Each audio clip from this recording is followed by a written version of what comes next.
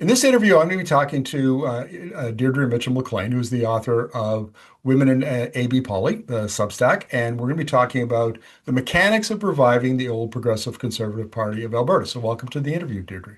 Thanks, Markham. Nice to be here. Okay, so we've got independent MLAs, Peter Guthrie and Scott Sinclair, who were kicked out of the United Conservative Party caucus, and they want to set up a kind of a centrist, the old PC party. What are the mechanics of doing that? So part of the mechanics, of course, are getting the signatures in it so that they can start this new party. And that is something that there's some debate over whether or not that is a new party or whether it's an old party. And because the PCAA, that's Progressive Conservative Association of Alberta, was a legacy party of the United Conservatives, Jason Kenney had actually put into legislation that the Progressive Conservative Association of Alberta, as well as the Wild Rose Party of Alberta, could not be revived by anyone else. So that was something that he did put into legislation. However, the United Conservative Party, or whoever was holding on to the registration, let it lapse. So this was available to be picked up. It was picked up by someone else, and they were speaking with Mr. Guthrie and Mr. Sinclair and said, hey, maybe you guys would like to take this over. So that's how that part started. That makes me wonder if it's in legislation that those two parties can't be revived, even though it was allowed, the ownership of Mhm. PCAA was allowed to lapse with Elections Canada or Elections Alberta. How is that likely to play out? Are we going to see a court case perhaps to resolve this issue? I'm actually not sure. There's to a point because it's in legislation. I was thinking that it's possible that this was more of a media play, media stunt in order to get Daniel Smith to fight them and make sure that they couldn't do it. That gives them a lot of free airtime.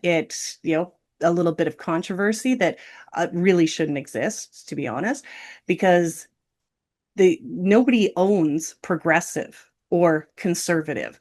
Now, like I said, it's very specific. It's Progressive Conservative Association of Alberta. So could they register Progressive Conservative Party of Alberta? Yes, they could. Oh, So well, that makes it fairly I think it simple. is, So they can have a little fight, get some media attention around mhm, the PCAA, and then pivot over to if registering need something be. else, and away they go, and everybody will know, wink, wink, it's the old PCs. Okay, so they have to recruit what, three MLAs to become an official party? Correct, yes. So there's two of them right now. I'm watching headlines myself and wondering who's next. Like who is next to say that this has gone too far? And do you want some Oh, please do. Please speculation? speculate. Yeah, yeah. Let's speculate.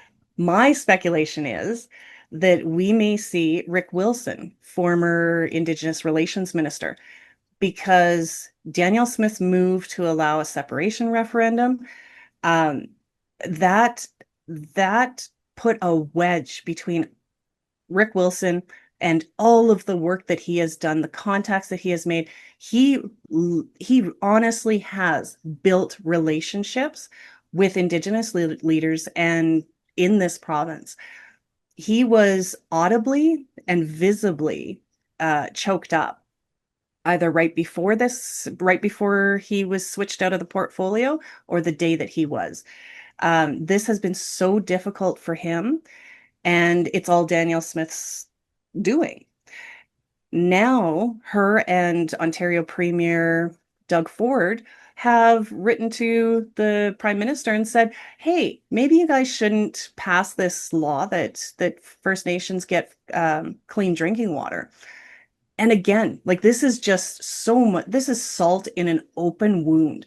So Rick Wilson is actually one I'm really looking at because I believe that he was invested not just in his portfolio, but in those people.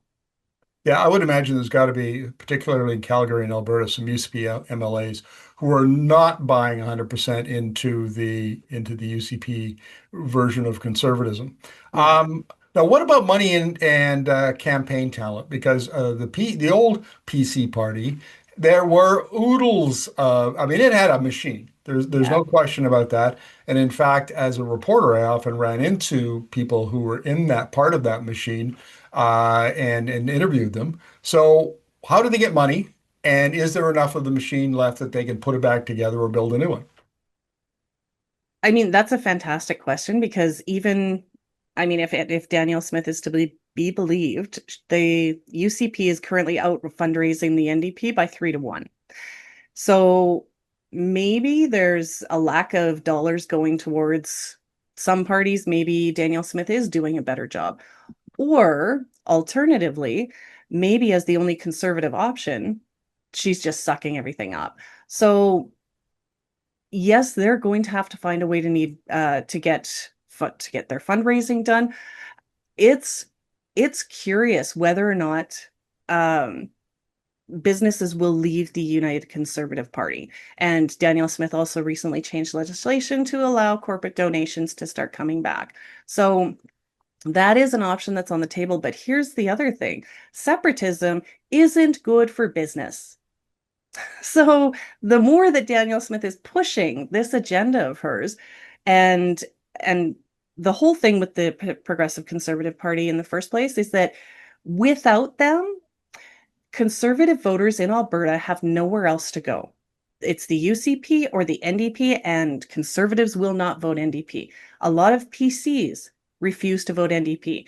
So the worst thing that has been able to happen to the United Conservative Party is that people won't show up on voting day.